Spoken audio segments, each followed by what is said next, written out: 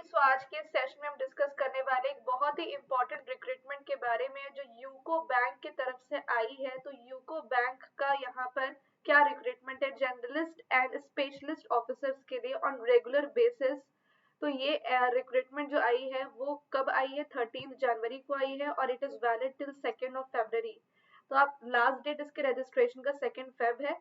और यहाँ पर जो एलिजिबल कैंडिडेट्स हैं वो कौन कौन से वो हम डिस्कस करेंगे आज के सेशन में। सबसे पहले यहाँ पर देख लेते हैं कि इसको कैसे आप चेक कर सकते हैं। तो ये वेबसाइट पे जाकर के आप करियर सेक्शन में जाकर के चेक करना, तो वहाँ पर आपको ये वैकेंसी दिख भी जाएगी। तो क्या क्या वैकेंसीज है, बहुत सारी वैकेंसीज है।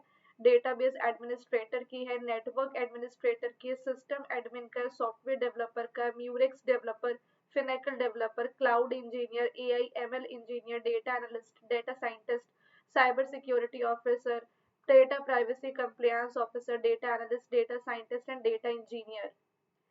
तो यहाँ पे स्केल भी दे रखा है और एरिया एज भी दे रखा है। तो एज अगर आप सभी का देखें तो 20 से 30 होना चाहिए। और यहाँ पर जो डेटा एनालिस्ट और डेटा साइंटिस्ट और डेटा इंजीनियर है उसका एज लिमिट दे रखा है 22 से लेकर के 35 तक। वैकेंसीज यहाँ पर कितनी है तो आप देख सकते हो कि यहाँ पर जैसे कि जो वैकेंसी 30 है, 10 है, 50 है, फिर 25। तो यहाँ पे नेटवर्क एडमिन की 5 वैकेंसी है, डेटाबेस एडमिन की 3 वैकेंसी है, सिस्टम एडमिन की 3 वैकेंसी है, 15 वैकेंसी सॉफ्टवेयर डेवलपर की, 5 वैकेंसीज इन दोनों की, फिर 3 2 वैकेंसीज। मतलब वैकेंसीज भी है, अच्छी खासी है अगर सबको मिला करके देखे तो उसमें SC ST कितने रिजर्व्ड है ये भी दे रखा है। तो यहाँ पर SC ST के लिए रिजर्व नहीं, एक OBC के लिए रिजर्व्ड है। तो वो सब आप देख सकते हैं, ठीक है। बाकी इन सब में भी 3 3 2 वैकेंसीज है, ठीक है। तो कैंडिडेट सिर्फ एक ही पोजीशन के लिए अप्लाई कर सकता है, ये ध्यान में रखना। और फिर यहाँ पे पे स्केल दे रखा है, JMGS स्केल 1 का जो पे स्केल है वो 48,480 यहाँ पर दे रखा है। तो ये आपका बेसिक पे स्केल है, ठीक है। और अगर हम 2 की बात करें, MMGS 2 की, तो 64,820 है। बाकी DA HRA CCA medical benefits और ये सब तो आपको मिलेगा ही, ठीक है। तो एलिजिबिलिटी क्राइटेरिया क्या है, तो कैंडिडेट या तो इंडिया का सिटीजन होना चाहिए, या तो नेपाल का, या तो भूटान का, या तो टिबेटन रिफ्यूजी का, या फिर एक पर्सन इंडिया का जो माइग्रेटेड है from Pakistan, Burma, Sri Lanka and so on. तो ये सब आप देख लीजिएगा। SC ST के लिए एज रिलैक्सेशन 5 इयर्स का है, OBC का 3 इयर्स का है, 10 इयर्स का PWD का है, एक्स सर्विसमैन का 5 इयर्स का है, और पर्सन अफेक्टेड बाय 1984 ये सब 5 इयर्स का है। तो ये रिलैक्सेशन यहाँ पर आपको दे रखा है। नाउ नेक्स्ट यहाँ पर अब चलते हैं हम, जो इम्पोर्टेंट चीज़ है एजुकेशनल क्वालिफिकेशन। जैसे ट्रेड फिनेंस ऑफिसर की बात अगर हम करें तो मैंडेटरी है graduate in any discipline from a university और इंस्टीट्यूट रिकॉग्नाइज्ड, या फिर एंड फुल टाइम 2 साल का MBA ये भी हो, या फिर पोस्ट ग्रेजुएट डिप्लोमा हो। ये सब प्रेफर्ड है कि अगर सर्टिफिकेट कोर्स है फॉरेन एक्सचेंज ऑपरेशन का या इंटरनेशनल ट्रेड फिनेंस का तो वो अच्छा प्रेफरेंस दिया जाएगा। और मिनिमम 1 साल का आपका एक्सपीरियंस भी बैंकिंग या फिनेंशियल सेक्टर में होना चाहिए, फॉरेन ट्रेड और फॉरेन एक्सचेंज।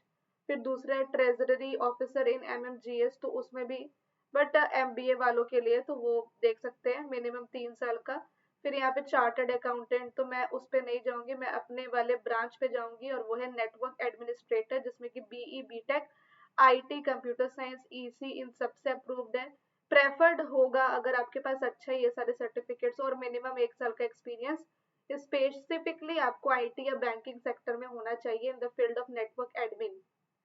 फिर डेटाबेस एडमिन इन JMGS 1 स्पेशलिस्ट कैडरे का है, तो इसमें भी BE BTech कंप्यूटर साइंस वाले अलाउड है मिनिमम, या MCA वगैरह भी आपने किया है तो वो भी अलाउड है। 1 साल का experience. System administrator BE BTech again computer science IT minimum 1 साल। सॉफ्टवेयर डेवलपर में भी BE BTech IT computer science वाले हैं, म्यूरिक्स डेवलपर में भी हैं और फिरेकल डेवलपर में भी हैं। पर मिनिमम 1 साल का आपका एक्सपीरियंस होना चाहिए। सब में अपने BE BTech computer science IT वाले तो एलिजिबल हैं ही हैं, चाहे वो डेटा साइंटिस्ट हो, डेटा एनालिस्ट हो, या कोई भी हो, राइट। तो ये सबसे बढ़िया चीज़ यहाँ पर ये है कि अपना स्टूडेंट तो एलिजिबल है सभी पोजीशन के लिए, बस फर्स्ट के जो 2 पोजीशन है उसके लिए एलिजिबल नहीं है। एप्लीकेशन फी क्या होगी, तो 175 होगी SC ST PW BD के लिए, और जो 800 रुपीज होगी बाकी सबके लिए, ठीक है। मोड ऑफ सिलेक्शन क्या होगा, तो रिटन एग्जाम होगा, फिर स्क्रीनिंग होगी या ग्रुप डिस्कशन या इंटरव्यू, ये सब होगा आपका, उसके बाद आपका सिलेक्शन होगा। तो ये सब चीजें आपको ध्यान रखनी है। सर्विस बॉन्ड क्या है, प्रोबेशन पीरियड क्या है, तो JMGS 1 का यहाँ पे 2 साल का प्रोबेशन पीरियड होगा, बॉन्ड आपसे साइन करवाया जाएगा 2 लाख का, और इसका 1 साल का होगा 2 लाख का। मिनिमम सर्विस पीरियड आपकी 2 साल की होगी। प्रोबेशन पीरियड यहाँ पे 2 साल का है, सर्विस पीरियड भी मिनिमम 2 साल का है। 1 साल का यहाँ पे प्रोबेशन पीरियड है और 2 साल का मिनिमम सर्विस बॉन्ड है, दोनों में 2-2 लाख का बॉन्ड है। तो ये जो इम्पोर्टेंट चीज है, अप्लाई कैसे करना है आपको, तो यहाँ पर आपको जाना होगा लिंक पे, ये वाला लॉगिन पे, website scroll down, career section, recruitment opportunity, इस एडवर्टाइजमेंट पे क्लिक करें, कंप्लीट करें रजिस्ट्रेशन प्रोसेस और क्लिक करें लॉगिन पे, हो गया आपका रजिस्ट्रेशन कंप्लीट। ठीक है, तो ये सब इन्फॉर्मेशन देनी थी मुझे। आई होप आपको अच्छा लगा होगा ये इन्फॉर्मेशन। वीडियो को ओवर करने से पहले अगर आपको इस तरीके के बढ़िया बढ़िया नोटिफिकेशंस चाहिए ना, तो आप इस टेलीग्राम चैनल को ज्वाइन कर लीजिए, जहाँ पे आपको सारे अपडेट्स मिलते हैं। और हमारे न्यू बैचेस गेट CSIT के जरूर ज्वाइन करें, जिससे कि आपको अपने यूको बैंक के एग्जाम को क्लियर करने में भी हेल्प मिलेगी।